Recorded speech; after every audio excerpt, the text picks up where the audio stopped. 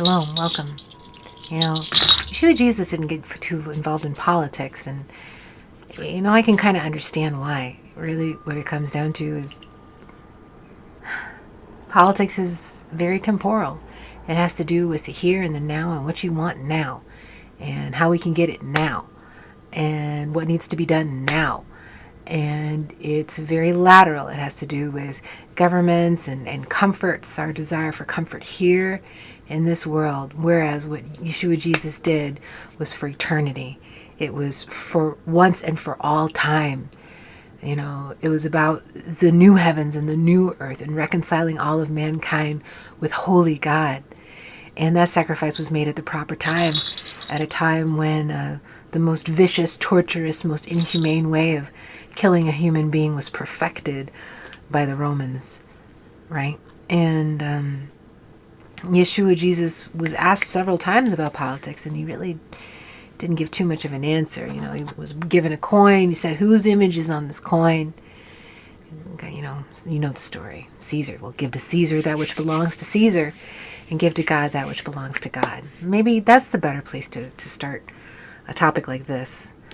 Politics within the election season. We'll be voting soon. Some of us have already voted, but the question is, how do we make our decisions? We're blessed with an opportunity to vote.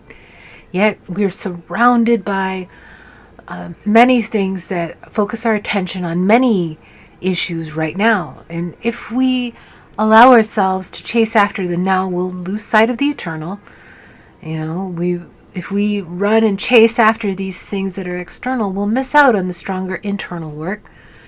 And I tell you what, this year has just been too much. And for myself especially, there's, we're blessed to be Americans. The kingdom belongs to children. So I'm definitely, for me, abortion and the lives of children is the most important, because we're very blessed to have our being, and we're all very blessed to be here. So because I value my life, I choose life. Yeah. This conversation, this video is coming about as a result of an interaction that I had with a Caucasian/white woman at an art gallery today. And I was prepared, but I wasn't prepared for a political conversation. I'm a person of color, multiracial. I wear a Jewish star for multiple different reasons, but least of which is, shared common ancestry and our shared history of enslavement and persecution. And any people group that's been enslaved and persecuted, we're looking at we're each of us facing the same problem. What is that problem? Sin, the inborn sin nature within man. And that causes people to not love their brothers as themselves. And this poor white woman was very emotionally distraught. She didn't know what to do. She's a person who's between a rock and a hard place. And she was, trying to justify herself. I guess she felt condemned, and I didn't want to make her feel that way. But I thought to myself, why are you running around spending all of your life energy for this cause? Do you have grandbabies at home? Is there somebody that you love? And then I thought about it. All these shouts from all these different areas, exploiting people's emotions to get them to fuel these different agendas, to strive for a utopia and a perfect world here and now. I'm not saying that that's invalid, but, I am the daughter of a man who grew up through the 30s, who spent the good portion of his life building up, Detroit, lived in Detroit. I live in Detroit. But my father watched as the emotional unrest of African Americans was turned against them and exploited to burn their own city, our own city, to the ground. And we see this destructive nature being exploited on many different sides. And people will make you feel justified for your passion. Passion is one thing, but passion, unfortunately, emotion makes you wieldable.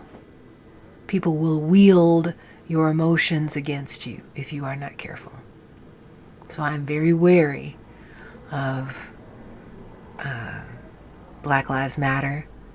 Why? Because everybody's lives matter. And what they are doing is taking your eyes off of the horizon, off of the Thanksgiving that you exist, that you are rich in your relationships with one another, that our lives are a gift and are not a guarantee, and they have you hankering for something that belongs to somebody else. Now you're coveting, right? And now they want you to steal from them through some other way instead of, the life that the Lord has given you matters. And that life is eternal life. That eternal life really matters. And how we walk day to day either adds value to that eternal life or takes away from that in favor of the temporal. It's almost like a currency exchange. You can have one or the other. Mind you, if you have to rob somebody or take from them or swindle them or in order to apply it to yourself, that's not good. And at what point will you be satisfied with what the Lord gave you, with your lot in life? Now, I'm not saying this as a person who's sitting on a throne. I don't want to say too much about my situation because I'm going to fall into error either way. But I do want to say this, that, since the Lord has come into my life and I've started to make my decisions and live my life according to those eternal values, the temporal ones have been lining up. And I thank God that the air is clear and my vision is clean enough that I can look at a white woman who's sadly being used for her compassionate heart and spending the precious moments of her life to further some agenda. And that even if I didn't say it at the moment, in retrospect I can say, love your husband, love your babies. You don't know how much time you have. Do you know Jesus? You need to know Jesus. Because these people will use you up and they will spit you out. And all I have to say is George Soros. Now, I watched the presidential debate and it made me furious and I was all upset and worked up. But it wasn't for anything except that, especially because I'm not politically minded, there was a lot of things that triggered my spiritual/animal sense. My animal logic was triggered watching that debate. First one, I saw President Trump. His skin was in the game. He's looking to defend American freedoms. He's defending his office. Man just came through COVID-19. He just had COVID. Man's fighting for his life. You could see it. There's a gleam in his eyes of brilliance. There's a light that's there. He's actually there. Where is Biden? I'm not telling you what to see. You don't even have to believe me. But as a person who's gone through a lot, when I look at someone, I'm looking for very specific signs that they are A, trustworthy, B, is there some integrity that I can see? Are they the type of person to lie to me? Are they the type of person to hurt me? So my vision is probably very different than other people's. But that's how I look at things. Biden had the nerve to say, if you don't vote for me, you ain't black. And that is such a messed up statement. That is so messed up because, number one, I'm an American. I am an American. I'm a United States citizen. I am a citizen of one of the most beautiful and just one of the most free countries in the world. Young, just over 200 years old, entering into an adolescent stage, and God willing, Lord willing, Father willing, America will continue to be a nation, and there will be many others who can grow up under this banner of freedom. But I tell you what, if instead of looking at the horizon and keeping in that wide, worldwide perspective, American identity on the world stage, our youth, so far as other nations are concerned, our responsibility to the future, our responsibility to the unborn children of our nation. If they have us focusing on ourselves and they have us focusing on, wow, if they have us coveting one another, then we're already in error. We're no longer aligning up with eternal values if they have us coveting.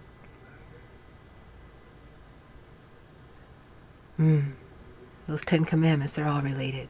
So, don't let them take your eye off of the horizon. Don't let them refocus it on the now. There's nothing but destruction and death here, and you can't possibly move forward if you're staring at a crack in the ground.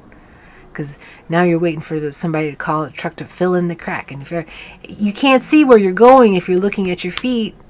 And you can't let, I'm sorry, I'm just going to say it, you can't let a white man who you can't even see his soul in his eyes tell you and leverage your emotions against you to tell you what it is and what it is not to be black.